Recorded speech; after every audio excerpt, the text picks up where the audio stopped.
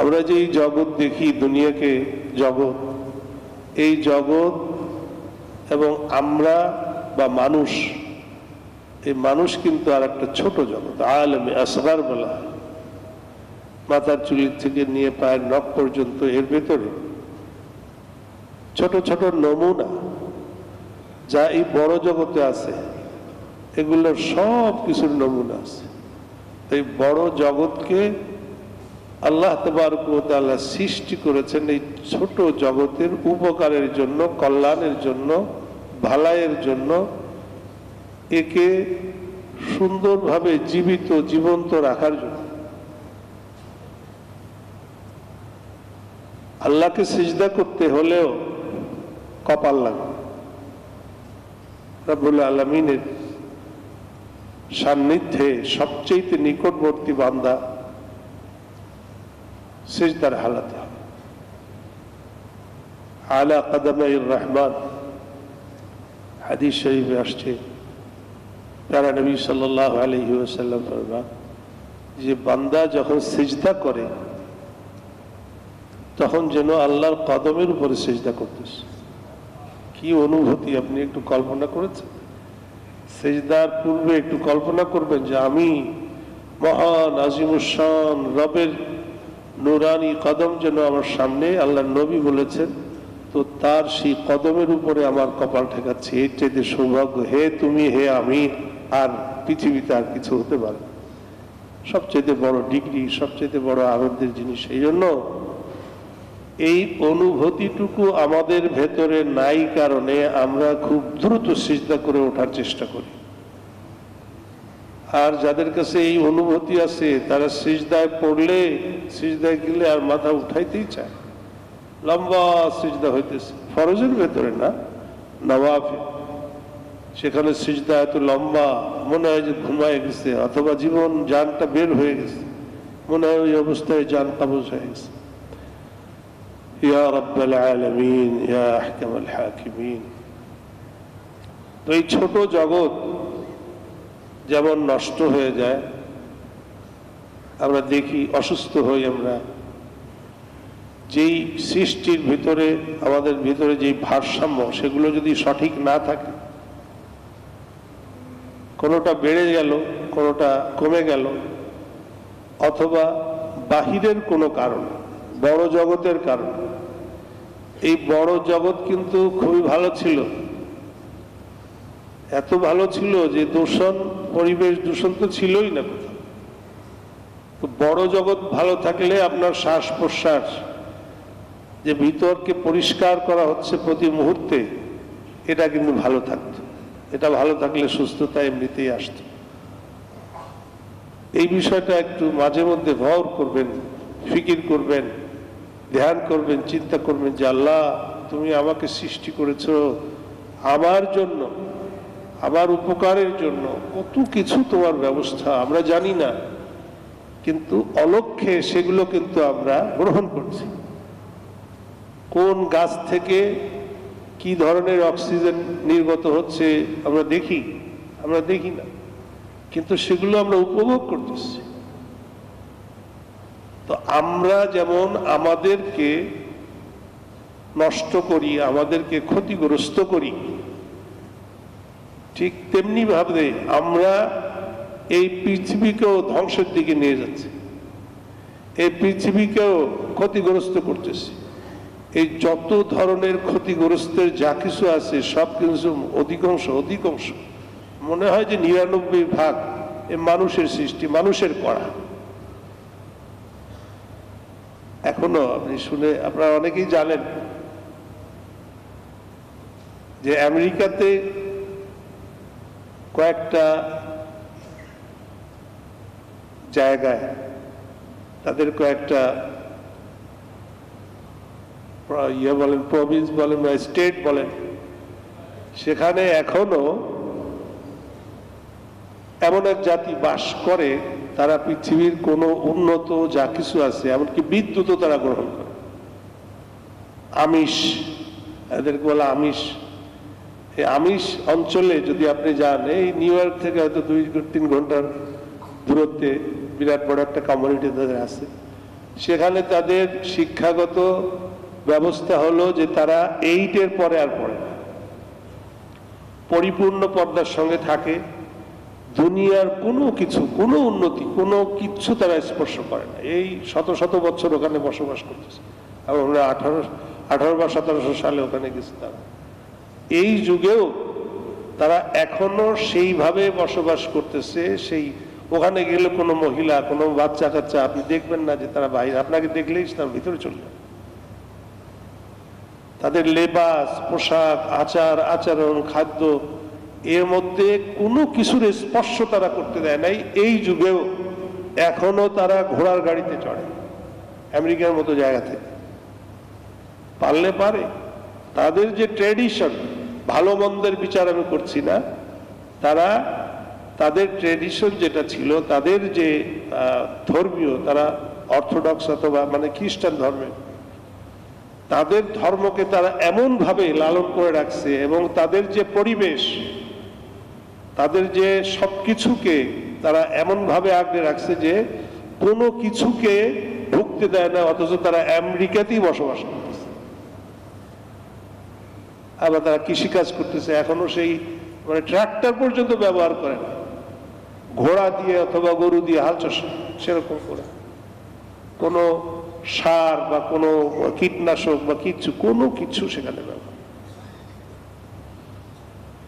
তো আমার ভাই, আমরা এই যে হালাকাতের দিকে, ধ্বংসের দিকে আমাদেরকে নিয়ে যাচ্ছি,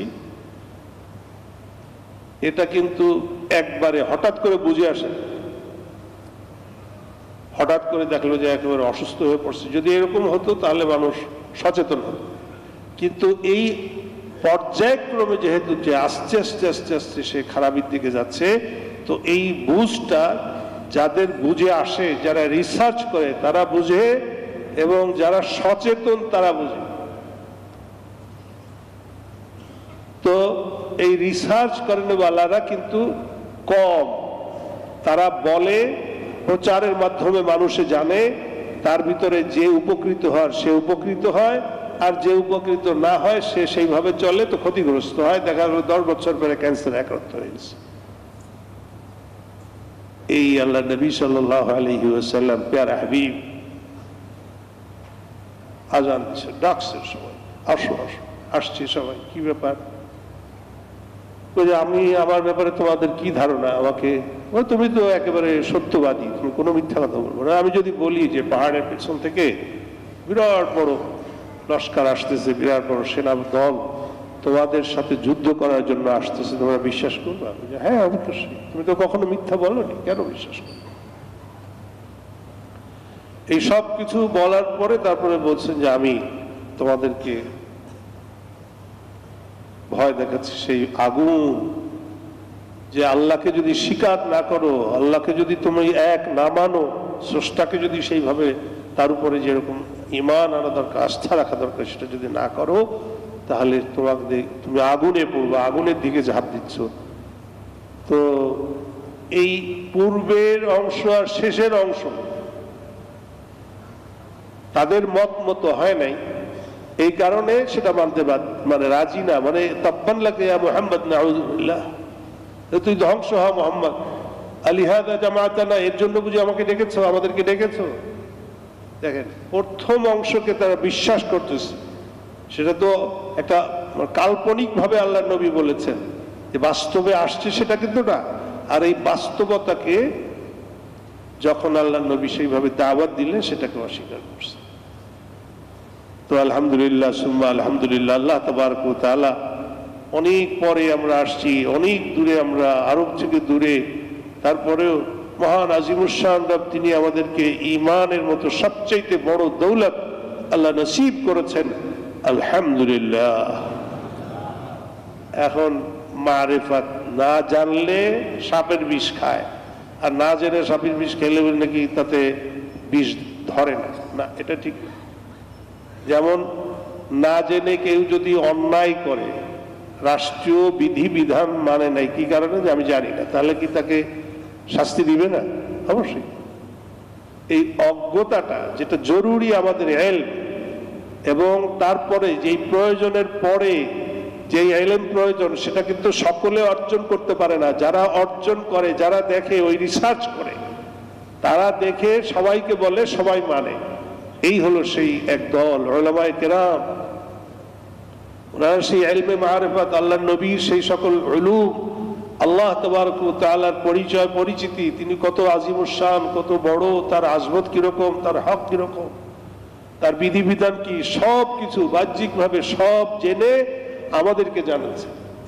আমাদের উচিত হবে, আমাদের জন্য কল্যাণ হবে, সর্বকল্যাণ, সর্বদিকের কল্যাণ, এহকাল পরকাল। ভাই জানলাম মানলাম না, না, এই জানার নাম জানা না। জানা ওটাই আমাদের জন্য ফলপ্রসূ হবে, যেটা আমরা জানলাম এবং মানলাম। জানার পরে আমাদেরকে মানতে হবে। জানতো তো আবু জাহেল, আবু লাহাব, তারাও জানতো। ইয়ারিফুনাহু কামা ইয়ারিফুনা আবনাআহু, আল্লাহ নবীকে তারা যে তিনি যে সঠিক নবী সেই হিসাবে চিনতো, এরকম যেমন তাদের সন্তান সন্ততিদেরকে চিনে, কিন্তু মানে নাই। এই না মানার কারণে পরিপূর্ণ মারিফাত, পরিপূর্ণ জানা সত্ত্বেও উপকৃত হতে পারে নাই, তারা সে আগুন থেকে বাঁচতে পারে না।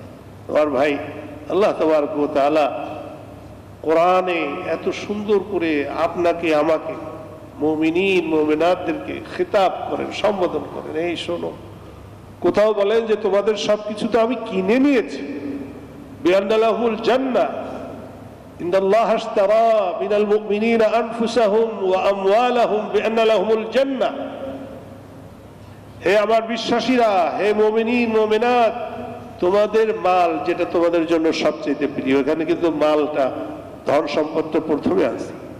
আমওয়ালাহুম ওয়া আনফুসাহুম, মাল, ধন সম্পদ, যার কারণে মানুষ জীবন দিয়ে দেয়, যার কারণে মানুষ জীবনে তার যেভাবে আল্লাহকে ভয় করা দরকার ছিল, যেভাবে রক্ষণাবেক্ষণের প্রয়োজন ছিল, সেটা করে না। সেটা কিন্তু এই মালের লোক, অধিকাংশ মালের লোক। যেখানে মাল সেখানেই গোলমাল বেশি হয়। আর অন্য অন্য অনেক কিছুই আছে, কিন্তু এই মালের কারণে, যেহেতু আমরা তো, আল্লাহ বলছেন যে আমি তো তোমার কাছ থেকে কিনে নিয়েছি। এবং এখানে খেতাব, সম্বোধন হলো মুমিনিন। তোমরা যেহেতু বিশ্বাসী, তো আমার এই অধিকার আছে, আমি, তোমরা রাজি হও না হও, রাজি হবে না কেন, তুমি তো রাজি হয়ে গেছো। আমানতু বিল্লাহ, যখন তুমি বলেছো আল্লাহ তোমার কাছে আমি সব, তোমার হুকুম আহকাম, তোমাকে আমি তো তোমারই হয়ে গেলাম, এখন তো তোমাকে ছাড়া কিছু বুঝি না, এই জন্য আমি তো কিনে নিয়েছি। হে মুমিনিন, তোমার মাল আমার, এখন মাল আবার কি সব আল্লাহ নিয়ে যাবে? না, তোমারটা তোমার কাছেই থাকবে। তোমার এই প্রাণ, তোমার এই জীবন, তোমার এই মাল, ধন সম্পদ সবকিছুই আমার দেওয়া থাকবে তোমার কাছে, কিন্তু পরিচালনা আমার বিধিবিধান অনুসারে তুমি করবা, শুধুমাত্র এইটুকু চাই। আচ্ছা, আমরা যে যাকাত দিলাম বা যাকাত দেই, এই যাকাতটা কি এই মসজিদে এসে রেখে যায় বা কোথাও এমন জায়গায় দিয়ে যায় বা শেষ হয়ে যায়, এরকম কিছু না। তুখাযু মিন আগনিয়াইহিম ওয়া তুরাদ্দু ইলা ফুকারাইহিম। যাকাত, যে মাল আল্লাহ তাবারক ওয়া তাআলা মালি ইবাদত আমাদের উপরে ফরজ করেছেন, সেটা আমাদের থেকে নিয়ে আমাদেরই ভাই বোনদেরকে, আমাদেরই আপনজনকে, আমাদেরই ভাই ব্রাদার, সে হোক না আমার দূরে, ইন্নামাল মুমিনুনা ইখওয়া, মুমিনিন মুমিনাত সকলকে আপোষে পরস্পরকে আল্লাহ তাবারক ওয়া তাআলা ভ্রাতৃত্বের বন্ধনে বেঁধে দিয়েছেন কোরআনের কথা। অতএব তাকে আমরা দিচ্ছি, তাদেরকে দিচ্ছি, এই সমাজকে সুন্দরভাবে পরিচালনার পদ্ধতি আল্লাহ তাবারক ওয়া তাআলা নির্ণয় করেছেন, নির্ধারিত করেছেন। তো আল্লাহ কিছুই তো আমাদের কাছ থেকে নেন না।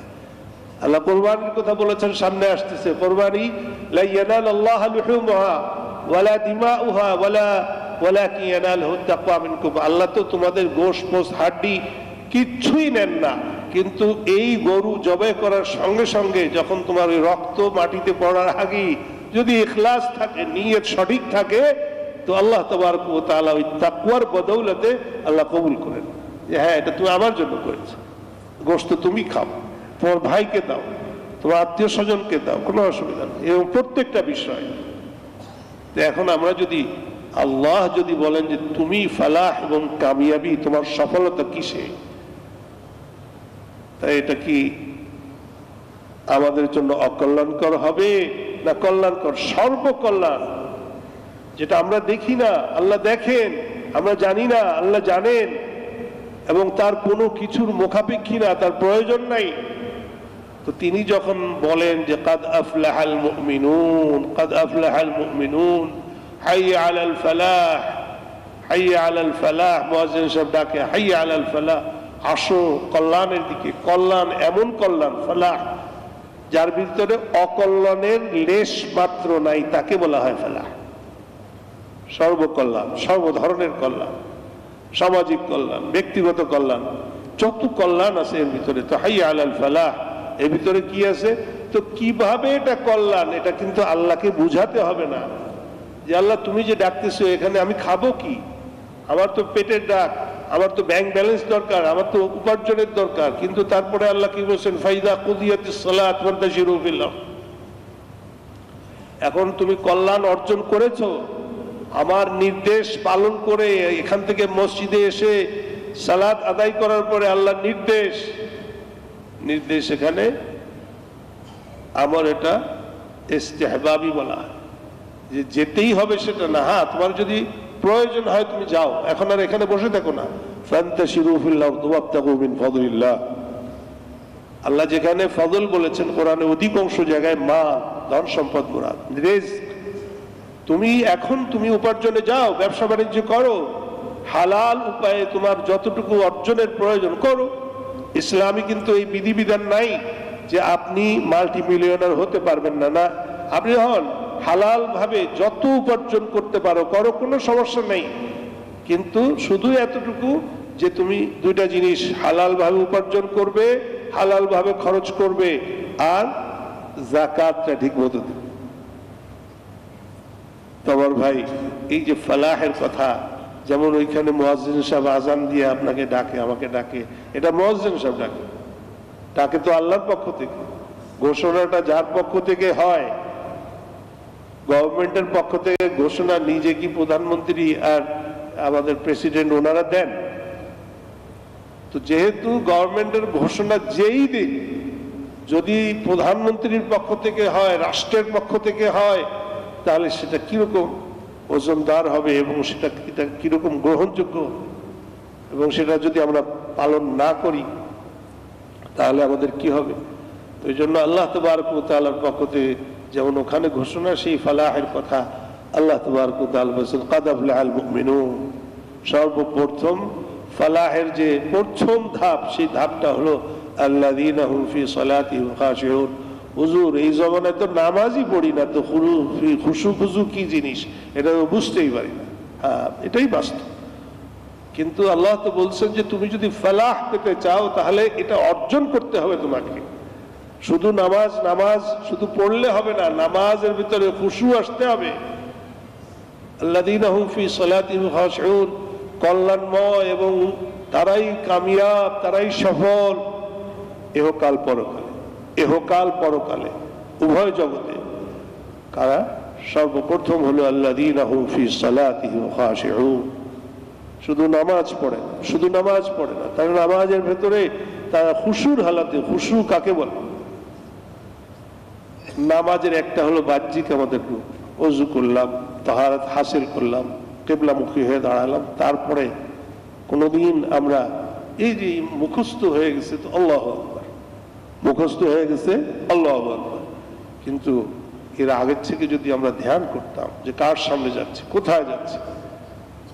বড় একজনের সঙ্গে যদি সাক্ষাৎ হয়, সে যদি সময় দেয়, অমুক সময় আসবা তুমি আমার কাছে, তার আগের থেকে জামা কাপড়, কিভাবে যাব, ওখানে গিয়ে কিভাবে কথা বলবো, কিভাবে দাঁড়াবো, যখন যাব সেখানে কতটুকু দূরত্ব থাকবে, সব কিছু আগের থেকে ব্যবস্থা এবং আগের থেকে পরিকল্পনা, এরসেল দেওয়া, এটা শুরু হয়ে যায়। তো নামাজের আজান যে পূর্বে দেওয়া হয়, তখন থেকে যদি ভাবতাম এখন আমি যাচ্ছি, আমি আমার রবের পক্ষ থেকে আমাকে স্মরণ করা হয়েছে, যাচ্ছি, আমি যাব, তো হাত ধোও, মুখ ধোও, যেভাবে ওযু করা দরকার তাহারাত হাসিল করো, এরপরে তার সামনে দাঁড়াবো, সব কিছু হালাল ছিল, এখন থেকে আমি সকলের সঙ্গে ডিসকানেক্ট হয়ে যাব। এই তাকবীরে তাহরিম, আল্লাহ। এরপরে যখন তার সামনে দাঁড়ালাম, একটা হলো বাহ্যিক রূপ, আল্লাহ নবী সাল্লাল্লাহু আলাইহি ওয়াসাল্লাম ফরমান, আমাকে যেমন দেখো নামাজ পড়তে, যেভাবে কতটুকু হাত উঠাই, কিভাবে আল্লাহু আকবার বলি, কিভাবে দোয়া পড়ি, সেটা একটা দিক, বাহ্যিক দিক।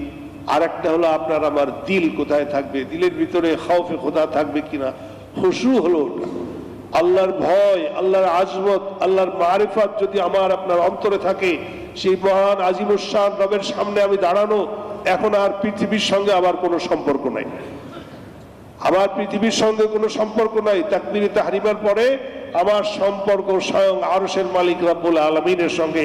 তিনি দেখতেছেন, আমি না দেখলে তিনি দেখতেছেন, এত তো বাস্তব অবশ্যই। এই বিশ্বাস, এই ঈমান, এই ইয়াকিন না থাকলে তো আপনি আমি মুমিনই হব না। আর যদি এক সময় এই ধ্যান করতে করতে, এই মুরাকাবা করতে করতে, এই ধ্যান করতে করতে এক সময় এমন হবে যে আপনি যেন চোখে দেখতেছেন, আনতা আবুদাল্লাহ কান্নাকা তারা, ইবাদত এইভাবে করো যেন তুমি তাকে দেখতেছ। এই অনুভূতি আপনার ভিতরে, আমার ভিতরে এরকম জাগ্রত হবে যে তার সামনে আমি দাঁড়ানো, বাস আল্লাহু আকবার বললাম, তাহরিম তো তাহরিম, সব কিছুকে হারাম করে দিয়েছি, এখন আর চলবে না। আমার মনের উপরে তার প্রভাব তখন পড়বে, বা মনের উপরে প্রভাব পড়লে আমার হাত নড়াচড়া করবে না, শুধু শ্বাস প্রশ্বাস যাবে একেবারে দণ্ডায়মান, চুপচাপ, কোনো কথা নাই, কোনো চুলকানো নাই। তো দিল আল্লাহর সঙ্গে লাগানো, দিলের ভিতরে আল্লাহর ভয়, খৌফ। কখনো কিন্তু নামাজের ভিতরে চোখ দিয়ে পানিও বেরোয়, যখন কাঁপনি আসে শরীরের ভিতরে, তাকশাইরু মিনহু জুলুদ আল্লাযীনা ইয়াখশাউনা রাব্বাহুম, এগুলো সব আল্লাহ কোরআনের ভিতরে বলেছে। হে নামাজিরা, হে নামাজিরা, যারা পড়ে না তারা ভিন্ন, যারা আমরা পড়ি তারা কি আমরা আমাদের নামাজের একটু খবর নিয়েছি নাকি শুধুমাত্র আল্লাহু আকবার বললাম শেষ? যেই নামাজ সম্পর্কে আল্লাহ বলেছেন আফলাহা কাদ আফলাহাল মুমিনুন, তারাই ফালাহ, তারাই কামিয়াবি অর্জন করেছে, অর্জন করে নিয়েছে তারা কারা? আল্লাযীনা হুম ফি সালাতিহিম খাশিউন, খুশু দিলের ভিতরে আসার পরে তার হাত পা নড়াচড়া করে না, সে চুলকায় না, তার মন সবসময় আল্লাহর দিকে থাকে। শুরু হলো যে আপনি আমি এখানে নাই, আসলাম, অবতরণ করলাম, ছিলাম, আসলাম, এরকম না, ছিলাম না, আসলাম, এই জন্যই তো সালাম, আসসালামু আলাইকুম ওয়া রাহমাতুল্লাহ। শেষ হয় কি দিয়ে? আসসালামু আলাইকুম দিয়ে। আসসালামু আলাইকুম, আপনি এখানে বসে আছেন, আপনি কি বলবেন একজনকে যে আসসালামু আলাইকুম? সালাম তো সাক্ষাৎ অনুপস্থিত হয়ে যখন আপনি উপস্থিত হলেন, এমনকি যদি মনে করেন এই যে খাম্বার থেকে একটু আড়াল হলেন, সাহাবারা এরকমও করতেন, বড় বড় একটু খাম্বা ছিল সেই জমানায়, তো খাম্বার এই দিক দিয়ে চলে গেছে, এই দিক দিয়ে একজন আসছে, তো এই যে অন্তরায়, এই যে যতটুকু আড়াল হলো, এই আড়ালের পরে যে দেখা হলো তখনও সালাম দিতেন আসসালামু আলাইকুম। কিন্তু একই জায়গায় বসে আছে, কিছুক্ষণ পর পর বলবে আসসালামু আলাইকুম, সে তো বলবে। তার মানে কি? তাকবীরে তাহরিমা, ওর মাধ্যমে আপনি আল্লাহর মারিফতের দেশে চলে গেছেন, ওই জগতে ছিলেন, সেখান থেকে এখন আপনি এই অধ জগতে অবতীর্ণ করতেছেন। সর্বপ্রথম যাদেরকে না দেখা যায়, যখন ফেরেশতাদেরকে নিয়ত করে আপনি সালাম করবেন, ডান কাঁধের দিকে আপনি ফেরেশতারা থাকে তাদের নিয়ত করবেন, এবং যত মুসল্লিয়ানে কিরাম আছে তাদের নিয়ত করবেন। এর অর্থই হলো এই যে আপনি এখানে ছিলেন না, আপনি আল্লাহর সঙ্গে ছিলেন, আপনি আল্লাহর সঙ্গে ছিলেন, এ জগতে ছিলেন না। সালাতু মিরাজুল মুমিন, এইরকম জীবন্ত নামাজ যখন হয়, সেই নামাজ ইন্নাস সালাতা তানহা আনিল ফাহশাই ওয়াল মুনকার, সামাজিক যত খারাপই আছে, অন্যায় অত্যাচার ব্যভিচার, এই সব কিছুর থেকে এরকম জীবন্ত নামাজ কিন্তু বিরত রাখে। যে ওষুধের ভিতরে ক্রিয়া নাই, দেখতে একই রকম ক্যাপসুল, কিন্তু গরমের কারণে দেখা গেল ওটার ক্রিয়া শেষ হয়ে গেছে, দেখতে তো মনে হয় একই, কিন্তু খাইলে কি উপকার হয়? হয়তো এরকম হাজারো উদাহরণ আছে যে আসল জিনিস যদি না হয়, শুধু নাম কেউ আসতে যদি হয়, তাহলে হয়তো হলো, কিন্তু আসলে তার যে প্রকৃত ফায়দা, যে উপকার, সেটা কিন্তু পাওয়া যায়। অতএব নামাজ যদি আমাদের খুশু আলা নামাজ হয়, তো তাহলে অবশ্যই অবশ্যই সেই নামাজের যে উপকারিতা, গুণাগুণ, এই সব কিছু আমরা পাবো, শারীরিক, মানসিক, রুহানি, আত্মিক, এবং তার সমাজে তার যে তার প্রচার প্রসার এবং সমাজে তার যে প্রভাব সেটাও কিন্তু আমরা উপভোগ করব এবং সেটাও অবশ্যই। অতএব এই সর্বপ্রথম যে কয়টা আয়াতের ভিতরে আল্লাহ যে কয় খাসলাত, যে কয় স্বভাব, যে কয়টা অর্জন এবং বর্জন যা কিছু আছে, একে একে যদি আমাদের ভিতরে আমরা অর্জন করতে পারি, বা আমরা যদি দেখি যে হে তুমি হে আমি, তোমার ভিতরে কি নামাজ আছে ঠিকই, কিন্তু এই খুশু কি আছে, খুশু কি আছে, এটা অর্জন কিভাবে করতে হবে, সে অর্জনের চেষ্টা আমাদেরকে করতে হবে। এবং সেই কোয়ালিটিফুল নামাজ, কোয়ালিটিপূর্ণ সেরকম কাইফিয়তওয়ালা নামাজ, সেরকম অনুভূতিওয়ালা নামাজ, এবং আল্লাহ তাবারক ওয়া তাআলার হাজিরি এবং তার দরবারে গ্রহণযোগ্য যেরকম নামাজ হবে, সেই রকম নামাজ খুশুর সঙ্গে যখন হবে, তো তখন আমরা এর পরিপূর্ণ ফায়দা পাব। আল্লাহ তাবারক ওয়া তাআলা আমাদের সকলকে যেরকম সালাত, যেরকম নামাজ আল্লাহ পছন্দ করেন, সেটা জেনে সেইভাবে সালাত আদায় করার, সেইভাবে নামাজ আদায় করার তৌফিক দান করেন। আমিন। ওয়া আখিরু দাওয়ানা আলহামদুলিল্লাহি রাব্বিল আলামিন। যারা ক্বাবলাল জুমা পড়ি নাই, আমরা ক্বাবলাল জুমা। আলহামদুলিল্লাহি আলিয়্যিয যাতি আযীমিস সিফাতি সামিয়িস সিমাতি কাবীরিশ শান জলিলিল কদরি রাফি'আদ যিকরি মুতা'আল আমরি জলিল বুরহান فقيم الاسم غزير العلم وسيع الحلم كثير الغفران جميل الثناء جزيل العطاء مجيب الدعاء عميم الإحسان سريع الحساب شديد العقاب أليم العذاب عزيز السلطان. ونشهد أن لا إله إلا الله وحده لا شريك له في الخلق والأمر. ونشهد أن سيدنا ومولانا محمدا أحمد عبده ورسوله المبعوث إلى الأسود والأحمر المنعوت بشرح الصدر ورفع الذكر. وصلى الله تعالى عليه وعلى آله وأصحابه الذين هم خلاصة العرب العرباء وخير الخلائق بعد الأنبياء. أما بعد، فيا أيها الناس وحدوا الله تبارك وتعالى، فإن التوحيد رأس الطاعات. واتقوا الله في السر والعلن. وأوصي ونفسي أولا وإياكم تقوى الله، فإن التقوى ملاك كل الحسنات. وعليكم بالسنة، فإن السنة تهدي إلى الإطاعة، ومن أطاع الله ورسوله فقد رشد واهتدى وفاز فوزا عظيما في الدنيا والآخرة. وإياكم ومحدثات الأمور، فإن كل محدثة بدعة، وكل بدعة ضلالة، وفي رواية وكل ضلالة في النار. ولا تتفكروا يا عباد الله في الرزق، فإن الله تبارك وتعالى هو الرزاق ذو القوة المتين، كما أعلن في كتابه المبين. أعوذ بالله من الشيطان الرجيم. وما من دابة في الأرض إلا على الله رزقها ويعلم مستقرها ومستودعها كل في كتاب مبين. وقال رسول الله صلى الله عليه وسلم: ألا وإن نفسا لن تموت حتى تستكمل رزقه، فاتقوا الله وأجملوا في الطلب وتوكلوا عليه، فإن الله يحب المتوكلين. وادعوه ربكم فإنه مجيب الداعين، واستغفروه يمددكم بأموال وبنين، كما قال الله تبارك وتعالى: استغفروا ربكم إنه كان غفارا يرسل السماء عليكم مدرارا ويمددكم بأموال وبنين ويجعل لكم جنات ويجعل لكم أنهارا. بارك الله لنا ولكم في القرآن العظيم، ونفعنا وإياكم بالآيات منه والذكر الحكيم. أقول قولي هذا وأستغفر الله لي ولكم ولسائر المسلمين، فاستغفروه إنه هو الغفور الرحيم.